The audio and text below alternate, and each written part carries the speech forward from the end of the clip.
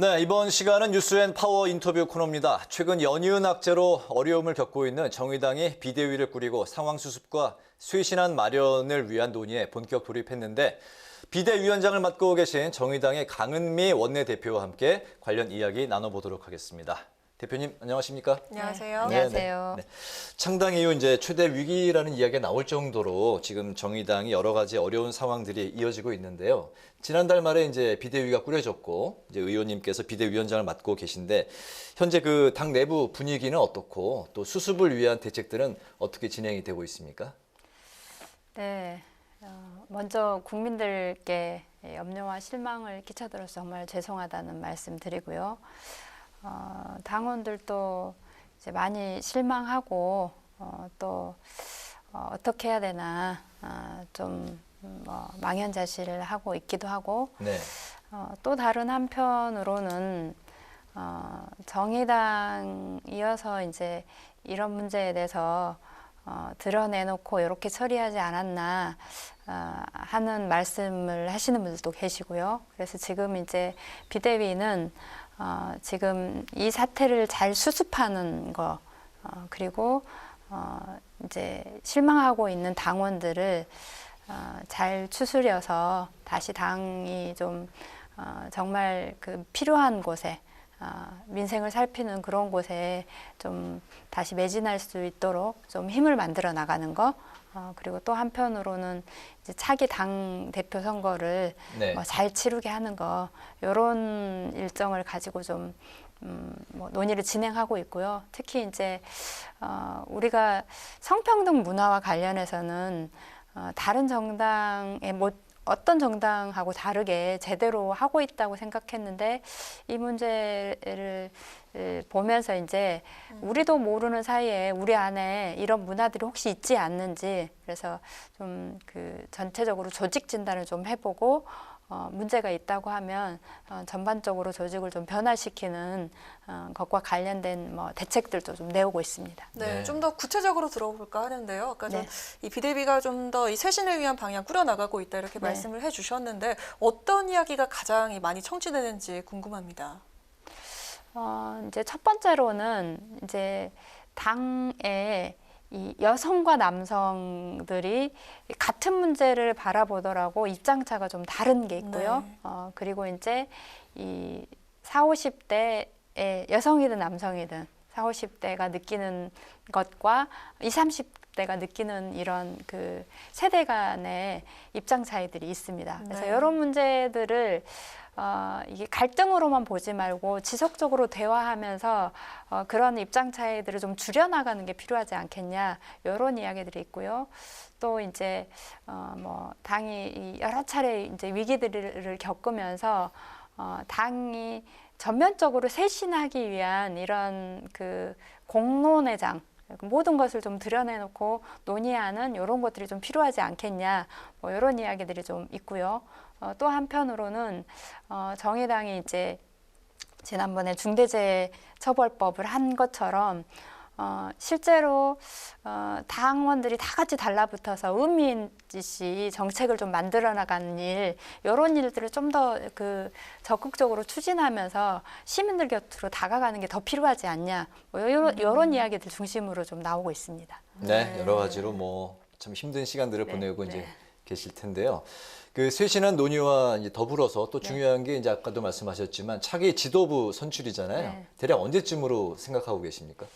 그러니까 이제 지금 지도부 선거를 언제쯤 하겠다 공론화하기엔 조금 이르다는 생각이 들어요. 일단은 이런 당의 상황들을 잘 수습하고 당원들의 좀 그 힘을 모아나가고 또 상처를 좀 이렇게 좀 아우르는 이런 게 필요한데 다만 이제 너무 늦어지면 안 된다는 생각 때문에 그 4월 7일 재보궐선거 전후 정도가 되지 않을까라고 해서 일단은 당원들한테 공론화하진 않았지만 비대위 내부적으로는 어느 시기가 적절한지 이런 이야기들 좀 하고 있습니다. 네, 먼저 이제 수습을 한 이후에 아마도 그 보궐선거 이후가 차기 지도부 선출의 그 시기가 되지 않을까 하는 그런 말씀이시죠.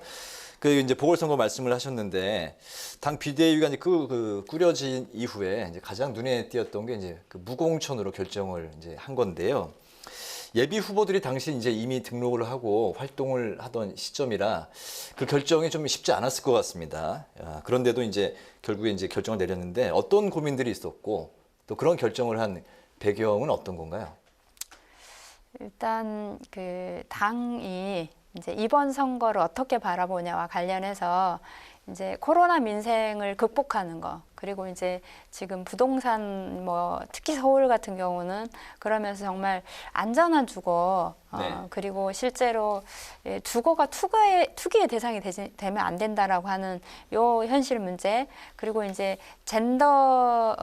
성폭력 문제로 이제 발생한 선거이기 때문에 젠더 이슈를 좀 뭐 제대로 논의하는 자리, 이런 정도가 좀 필요하다. 라고 이제 생각을 했는데, 네. 이런 면에서 지금 이 시기에 정의당이 후보를 공천하는 게 적절하냐, 이런 논의가 있었고, 다른 한편으로는 뭐 우리가 물론 잘못은 했지만 이럴 때일수록 국민들 앞에서 우리 잘못을 좀 드러내놓고 이야기하고, 대신에 정의당이 꼭 대변해야 될 코로나 민생 위기에 힘들어하는 사회적 약자, 소상공인들, 그리고 이제 기후위기 문제나 부동산 문제를 오히려 적극적으로 좀 그 시민들한테 알리는 게 필요하지 않냐, 이런 논의들이 이제 활발하게 전개되긴 했지만, 네. 이제 그럼에도 불구하고 이런 문제에 대해서 정치권이 어떻게 책임지는 모습을 보여야 될 것인지 심도 깊은 논의를 했고, 그래서 제대로 책임지는 모습은 우리가 그런 이야기할 기회 자체를 오히려 내려놓고 무공천 함으로써 책임을 져야 되는 거 아닌가, 이런 의견들이 좀 더 다수여서 무공천을 하게 됐고요. 정말 늘 우리가 정치가 어떻게 책임지는 모습을 보여줘야 될 것인가라고 하는 그런 깊은 고민으로 해서 무공천에 대해서 이제 70%가 넘는 당원 전국 의원들이 좀 동의를 해서 무공천하게 됐습니다. 그렇군요. 네, 또 여기에 요즘 진실 공방이 계속 이어지고 있는 류호정 의원의 수행비서 해고 논란도 이게 파장이 일고 있는데요. 국민의힘 보좌진들은 류 의원이 사퇴해야 한다, 이렇게 촉구하기도 했습니다. 지금 이 사안 어떻게 보고 계십니까? 일단 국민 여러분께 이런 염려까지 끼쳐드려서 좀 죄송하다는 말씀드리고요.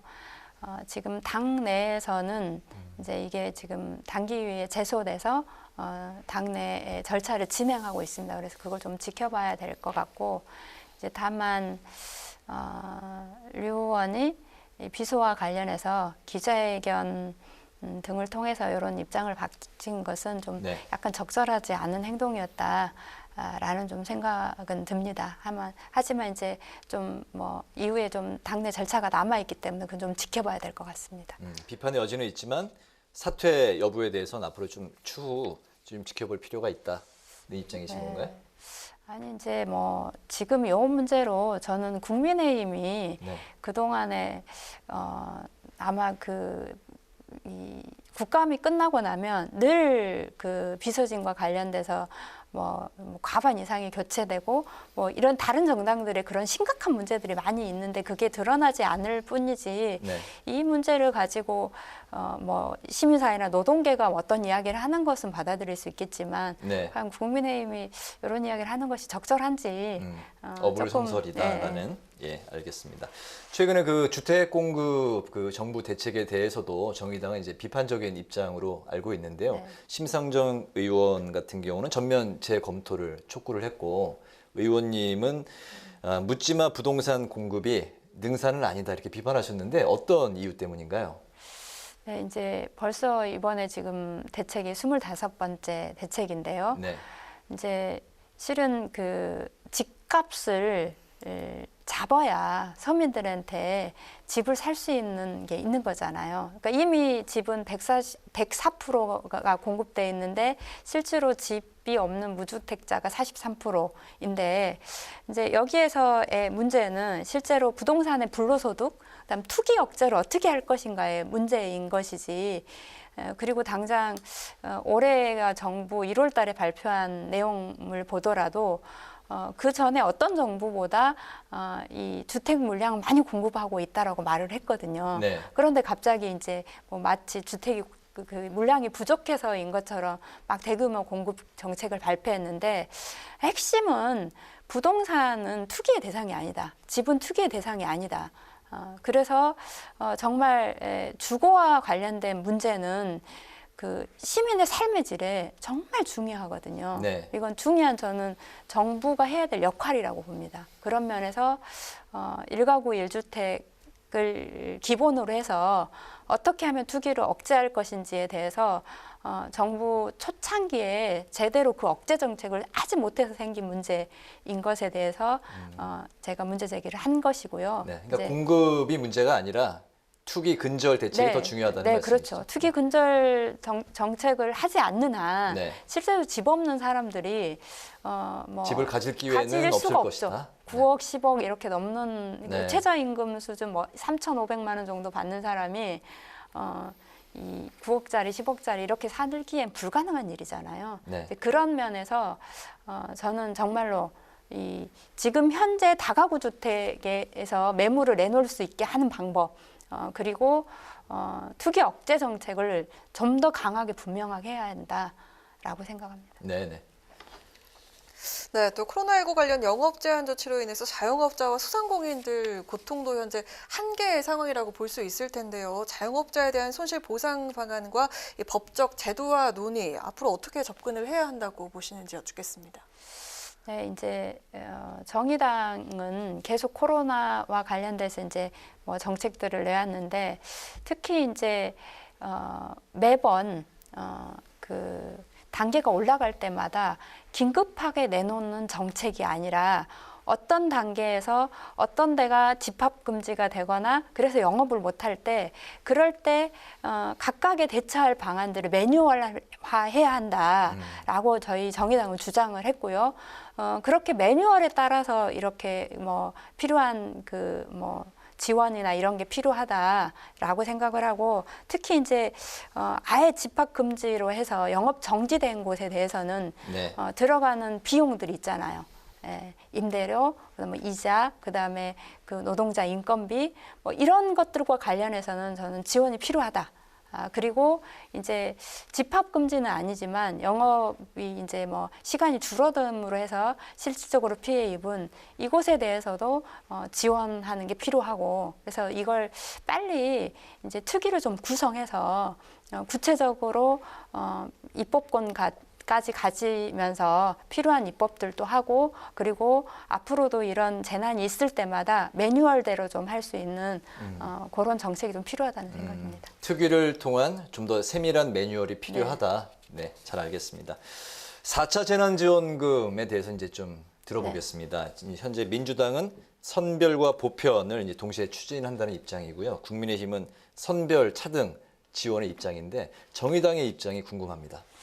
네, 정의당은 지난번에 이제 11월 달부터 전 국민 재난지원금이 필요하다라고 네. 이야기했고 그런데 이제 21년 본예산에서 그 많은 예산을 세우기가 어려우니 본예산 통과하고 나면 바로 추경해서 실제로 전 국민 재난지원금을 주자라고 하는 의견을 가지고 있고요.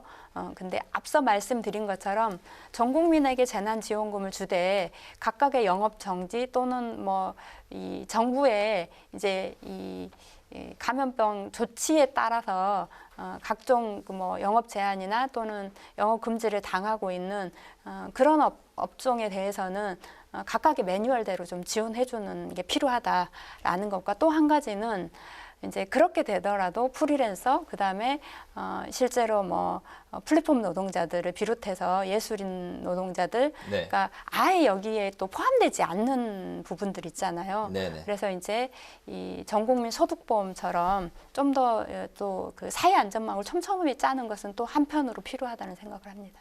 네, 잘 들었습니다.